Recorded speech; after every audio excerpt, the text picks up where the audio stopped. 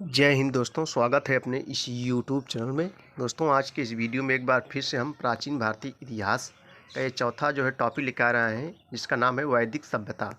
तो दोस्तों, ये लूसेंट का ये चौथा टॉपिक वैदिक सभ्यता रहेगा और सभी कॉम्पिटिटिव एग्जाम के लिए मोस्ट इम्पोर्टेंट रहेगा। तो बच्चों, चलिए देर न करते चलिए देखते हैं।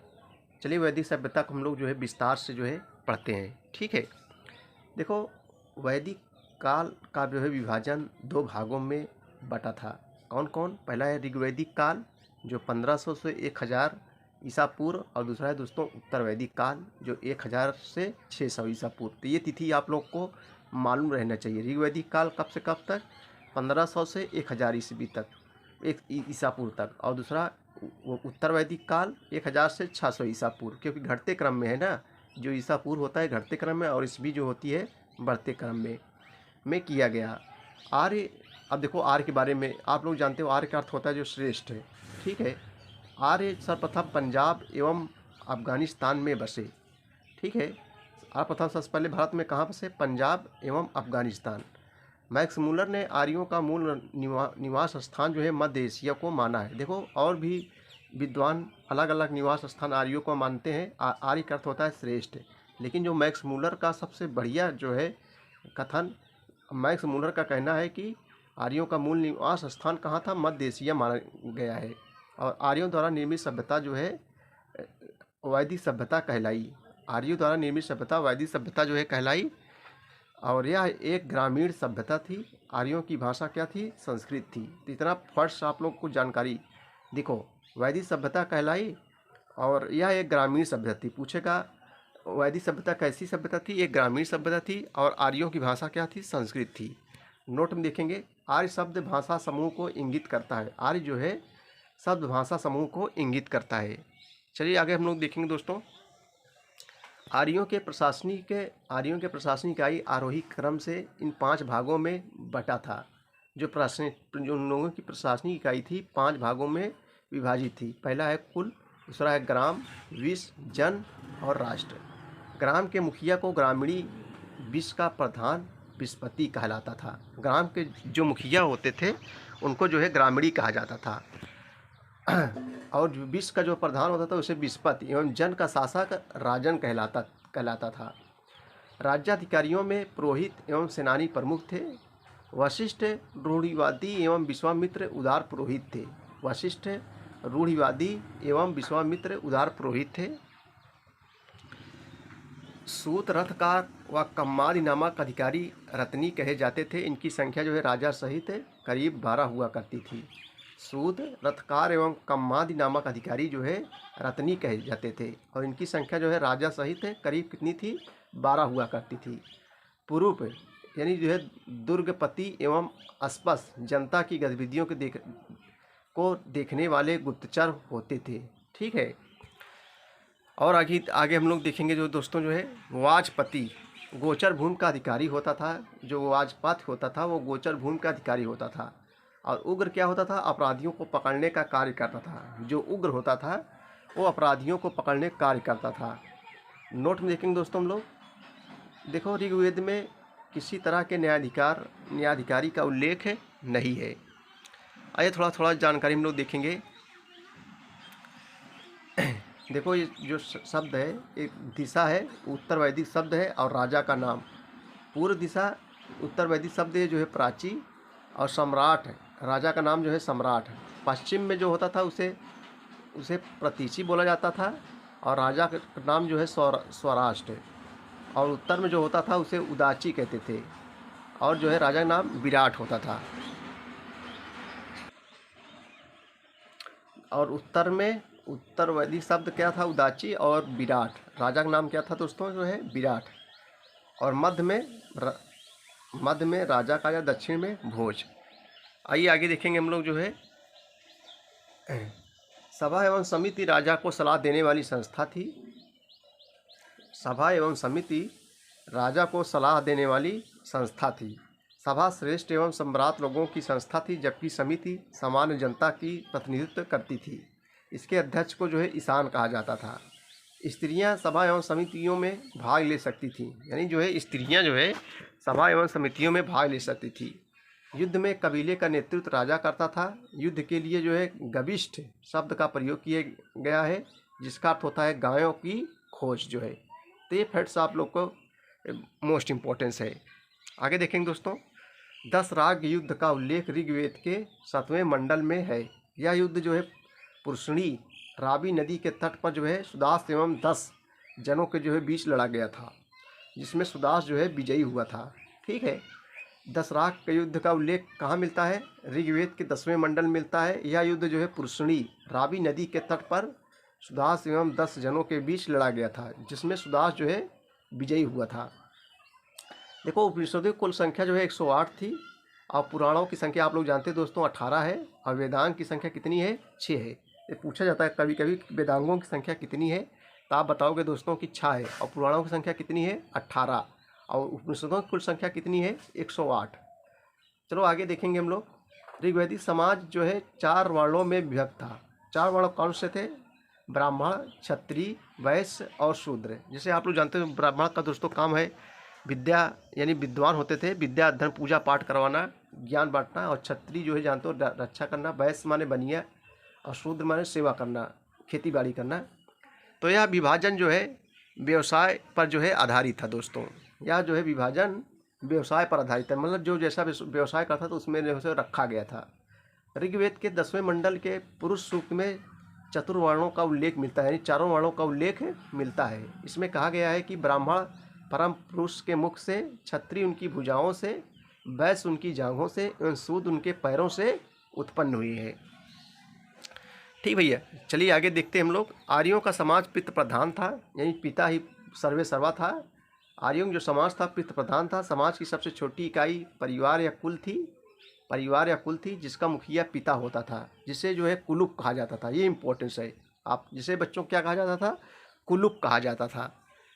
चलिए आगे हम लोग देखेंगे। स्त्रियां इस काल में अपने पति के साथ यज्ञ कार्य में भाग लेती थी। स्त्रियां जो है इस काल में जो है अपने पति के साथ यज्ञ कार्य में भाग लेती थी। बाल विवाह एवं पर्दा प्रथा का प्रचलन नहीं था। बाल विवाह, ये जो छोटी उम्र में विवाह होता है, एवं पर्दा प्रथा का जो है प्रचलन नहीं था। विधवा अपने मृतक पति के छोटे भाई यानी देवर से जो विवाह कर सकती थी। जो विधवाएं होती थी अपने मृतक पति के छोटे भाई यानी देवर से जो है विवाह कर सकती थी। स्त्रियां शिक्षा ग्रहण करती थी। ऋग्वेद में लोपामुद्रा, घोषा, सिकता, आपला एवं विश्वास जैसी विदुषी स्त्रियों का वर्णन है। विदुषी मीन्स होता है दोस्तों विद्वान, ये विद्वान महिलाएं थी। स्त्रियां शिक्षा ग्रहण करती थी। ऋग्वेद में लोपामुद्रा, घोषा, सिकता, आपला एवं विश्वास जैसी विदुषी स्त्रियों का वर्णन जो है मिला है। और गार्गी ने यज्ञवाल्कल को वाद विवाद की चुनौती दी थी। सब विद्वान विदुषी महिलाएं हैं दोस्तों। अब देखो हम लोग थोड़ा यहाँ देख लेंगे प्रमुख दर्शन एवं उसके जो है प्रवर्तक।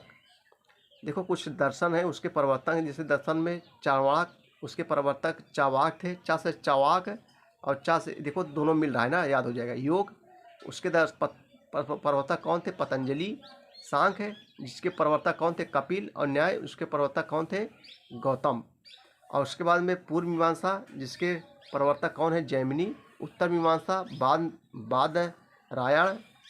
वैशिकी, जिसके कणाद प्रवर्तक। ठीक है, तो ये भी इंपॉर्टेंस है, पूछा जाता है परीक्षाओं में कि सांख्य दर्शन के प्रवर्तक कौन थे दोस्तों? आप बताओगे कपिल।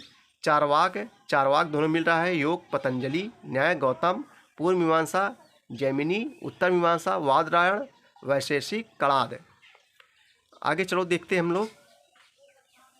जीवन भर अविवाहित रहने वाली महिलाओं को अमाजू कहा जाता था। देखो ऋग्वैदिक काल में देखो जीवन भर अविवाहित रहने वाली महिलाओं को जो है अमाजू कहा जाता था।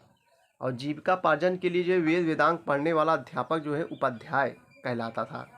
यही जीविकापार्जन के लिए वेद वेदांग पढ़ने वाला जो अध्यापक होता था उसे उपाध्याय कहा जाता था। आइए देखेंगे आर्य के बारे में। आर्य का अर्थ क्या होता है दोस्तों? श्रेष्ठ। ठीक है, आर्य सबसे पहले कहाँ बसे थे? भारत में, पंजाब में। देखो आर्यों का मुख्य पेय पदार्थ क्या था? सोमरस था। तो ये आप लोग समझिए, जो आर्यों का मुख्य पेय पदार्थ हुआ करता था वो सोमरस था, या जो है वनस्पति से जो है बनाया जाता था।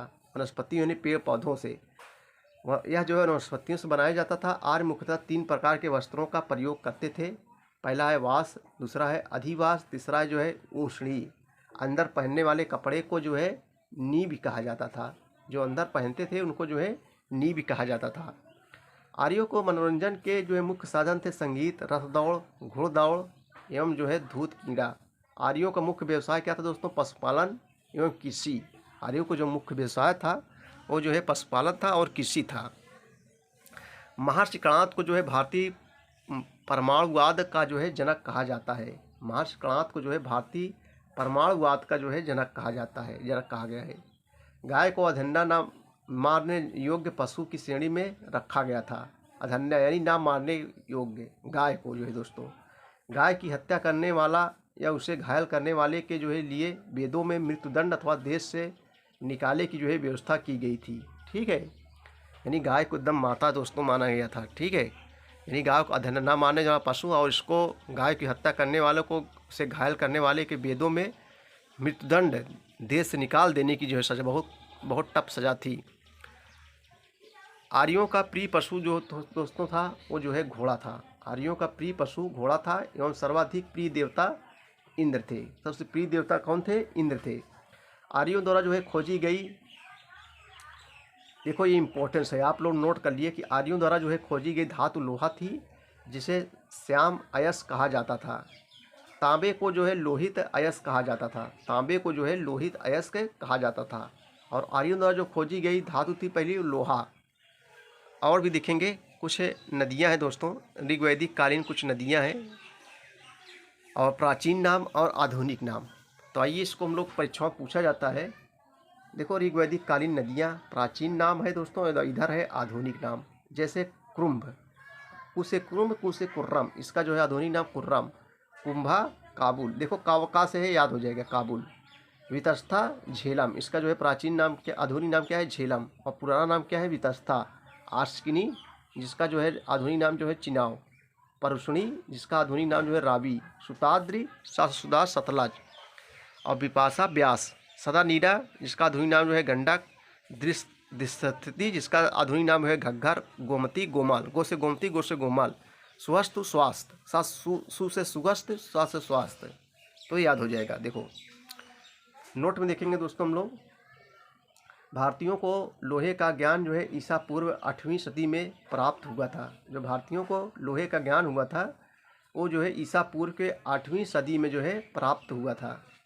चलिए आगे देखेंगे दोस्तों। व्यापार हेतु दूर दूर तक जाने वाला व्यक्ति को पाणी कहा कहते थे। जो व्यापार के लिए दूर दूर तक भैया जाता था उसे जो है क्या कहा जाता था? पणी। उसे जो है पणी कहा जाता था। लेन देन में वस्तु विनिमय की प्रणाली प्रचलित थी, यानी वस्तुओं का लेन देन। विनिमय में होता है अदला बदली। लेन देन में जो है वस्तु विनिमय की जो है प्रणाली प्रचलित थी, यानी अदला बदली वस्तुओं की होती थी। जैसे आपके पास गेहूं है तो मेरे पास चावल नहीं है तो चावल दे दीजिए। ठीक है दोस्तों, यानी एक दूसरे से वस्तुओं की अदला बदली हुआ करती थी। ऋण देकर ब्याज लेने वाले को जो है वेकनाट यानी सूदखोर कहा जाता था। जो ऋण देकर ब्याज लेने वाले को जो है वेकनाट यानी सूदखोर कहा जाता था। मनुष्य एवं देवता के बीच मध्यस्थ की भूमिका निभाने वाले देवता के रूप में जो है अग्नि की पूजा की जाती थी। ये इम्पोर्टेंस है। देखो मनुष्य एवं देवता के बीच मध्यस्थ की भूमिका निभाने वाले देवता के रूप में अग्नि की जो है पूजा की जाती थी। किसकी पूजा? अग्नि की। और ऋग्वेद में उल्लेखित नदियों में सरस्वती जो है सबसे पवित्र नदी मानी जाती थी। ऋग्वेद में जो उल्लेखित नदियां हैं उसमें सरस्वती सबसे पवित्र नदी जो है मानी जाती थी। ऋग्वेद में मित्रों, ऋग्वेद में गंगा का एक बार, ऋग्वेद में जो है गंगा का एक बार और यमुना का उल्लेख 3 बार। देखो यमुना में 3 अक्षर हैं, इसका उल्लेख 3 बार। यमुना 1 2 3, यमुना कितने अक्षर हैं? 3 अक्षर। तो यमुना का उल्लेख जो है 3 बार हुआ है। पूछेगा ऋग्वेद में गंगा का उल्लेख कितनी बार हुआ है? तो ऋग्वेद में गंगा का 1 बार और यमुना का उल्लेख 3 बार हुआ है। यमुना में 3 अक्षर है इसलिए इसका जो है 3 बार उल्लेख किया है। इसमें जो है सिंधु नदी का उल्लेख सर्वाधिक बार हुआ है। इसमें जो सिंधु नदी है इसका उल्लेख जो है सर्वाधिक बार हुआ है। और उत्तर वैदिक काल में इंद्र के स्थान पर प्रजापति सर्वाधिक प्रिय देवता हो गए थे। उत्तर वैदिक काल। देखो उत्तर वैदिक काल की जहाँ बात होगी दोस्तों, उत्तर वैदिक काल में इंद्र के स्थान पर जो है प्रजापति सर्वाधिक प्रिय देवता हो गए थे और विष्णु के 3 पगों की कल्पना का जो है विकास उत्तर वैदिक काल में ही हुआ। 3 पग लेकर जो आप लोग जानते हो, राजा बलि से जो है 3 पग भूमि लिए थे और पूरा जो है मृतलोक पाताल लोक सब पूरा नाप लिए थे, पूरी भूमि। कौन? भगवान विष्णु के अवतार में आप लोग देखे होंगे दोस्तों। तो विष्णु के 3 पगों की जो कल्पना का विकास उत्तर वैदिक काल में हुआ है। चलिए आगे हम लोग देखेंगे। उत्तर वैदिक काल में राजा के राज्य, अब देखो उत्तर वैदिक काल की बात हो रही है कि कोई भाई लुसुंठ है, थोड़ा शॉर्टकट में दोस्तों रहेगा। उत्तर वैदिक काल में राजा के राज्याभिषेक के समय राजसूय यज्ञ का अनुष्ठान जो है किया जाता था। यानी उत्तर वैदिक काल राजा के राज्याभिषेक समय राजसूय यज्ञ का अनुष्ठान किया जाता था। और उत्तर वैदिक काल में वर्ण व्यवसाय की बजाय जन्म के आधार पर निर्धारित होने लगा था। मतलब इसमें वर्ण व्यवसाय की छोड़कर जो है जन्म के आधार पर, मतलब जहाँ जो जन्म लेगा वैसे काम करेगा। चलो आओ आगे देखेंगे हम लोग जो है ये क्या है। ऋग्वैदिक कालीन देवता हैं, इनका संबंध कैसे है। जैसे इंद्र है, इंद्र युद्ध का नेता एवं वर्षा का देवता हुआ करता था। अग्नि जो है देवता एवं मनुष्य के बीच मध्यस्थ। वरुण जो है पृथ्वी एवं सूर्य के निर्माता। समुद्र का देवता, विश्व के नियामक व शासक, सत्य का प्रतीक, ऋतु परिवर्तन व दिन रात का कर्ता। और धव आकाश का देवता, सबसे प्राचीन। सोम जो है वनस्पति देवता, वनस्पति देवता क्या कहते थे? सोम कहते थे। उषा प्रगति एवं उत्थान का देवता। अश्विन विपत्तियों को हारने वाला देवता। तो ये सब जो है देवता ऋग्वैदिक काल में हुआ करते थे। पूषण पशुओं का देवता, पूषे पूषण पासे पशुओं। विष्णु विश्व के संरक्षक एवं पालन करता थे। मारुत आंधी तूफान का देवता। तो ये पूछा जाता है परीक्षाओं में। चलो दोस्तों, तो मारुत जो है आंधी तूफान का जो है देवता हुआ करते थे। उत्तर वैदिक काल में हल को जो है सिरा व हल रेखा को जो है सीता कहा जाता था। उत्तर वैदिक काल में हल को सिरा व हल रेखा को सीता कहा जाता था। और उत्तर वैदिक काल में निष्क और शतमान मुद्रा की जो है इकाई थी। सिक्कों के चलन का जो है कोई प्रमाण नहीं मिलता है। सांख्य दर्शन भारत के सभी दर्शनों में सबसे प्राचीन है। सांख्य दर्शन जो था ये इम्पोर्टेंस है। सांख्य दर्शन भारत के सभी दर्शनों में सबसे प्राचीन है और इसके अनुसार मूल तत्व जो है 25 है, जिनमें जो है प्रकृति पहला तत्व है। इनके अनुसार जो है मूल तत्व 25 है, जिसमें प्रकृति जो है पहला तत्व है। सत्यमेव जयते मुंडोक उपनिषद से लिया गया है। परीक्षाओं में पूछा जाता है सत्यमेव, जैसे सत्य की विजय होती है, ये जो है मुंडोक उपनिषद से लिया गया है। इसी उपनिषद में यज्ञ की तुलना फूटी नाव से जो है की गई है। ईसा पूर्व 2री सदी में राजाओं के उपयुक्त यज्ञ वेदी बनाने के लिए जो है आप स्तंभ व्यवहारिक ज्यामिति की जो है रचना की। गायत्री मंत्र सवितु नामक देवता को संबोधित है, जिसका संबंध ऋग्वेद से है। लोगों को आर्य बनाने के लिए विश्वामित्र ने जो है गायत्री मंत्र की जो है रचना की। लोगों को आर्य बनाने के लिए विश्वामित्र ने जो है गायत्री मंत्र की रचना की। गायत्री मंत्र सवितु नामक देवता को संबोधित है दोस्तों, जिसका संबंध ऋग्वेद से संबंधित है। और गायत्री मंत्र ऋग्वेद के किस मंडल से है? 3रे मंडल से है। लोगों को आर्य बनाने के लिए विश्वामित्र ने गायत्री मंत्र की रचना की। आज भी गायत्री मंत्र की लोग पूजा करते हैं। ओम भूर्भुवः स्वः तत्सवितुर्वरेण्यं भर्गो देवस्य धीमहि धियो यो नः प्रचोदयात्। तो ये जो है गायत्री मंत्र के मंत्र है दोस्तों, आज भी लोग जो है करते हैं। विश्वामित्र ने जो है इसकी रचना की थी। तो ये इम्पोर्टेंट फैक्ट्स है। देखो श्राद्ध की प्रथा पहले दत्तोय ऋषि के बेटे नीम ने जो है शुरू की थी श्राद्ध। उत्तर वैदिक काल में कौशाम्बी नगर में प्रथम बार जो है पक्की ईंटों का प्रयोग किया गया है। महाकाव्य 2 हैं, आप लोग जानते हो, महाभारत एवं रामायण। महाभारत की रचना जो है वेद व्यास ने की थी और रामायण की रचना वाल्मीकि ने की थी। तो महाकाव्य 2 हैं दोस्तों, एक महाभारत, दूसरा है रामायण। महाभारत का जो है पुराना नाम जय संहिता है। आप परीक्षाओं पूछ सकता है कि महाभारत का पुराना नाम क्या है? जय संहिता है, या विश्व का सबसे बड़ा महाकाव्य है। तो मोस्ट इम्पोर्टेंस है कि यह विश्व का सबसे बड़ा महाकाव्य कौन सा है? तो आप बता सकते हैं महाभारत, यह विश्व का सबसे बड़ा महाकाव्य है। गोत्र नामक संस्था का जन्म उत्तर वैदिक काल में हुआ था। नोट में देखेंगे वेदांत दर्शन के मौलिक ग्रंथ ब्रह्मा सूत्र या वेदांत सूत्र की रचना जो है वादरायण जो है ने की थी। किसने की थी? वादरायण ने जो है की थी। चलिए दोस्तों और भी देखेंगे हम लोग।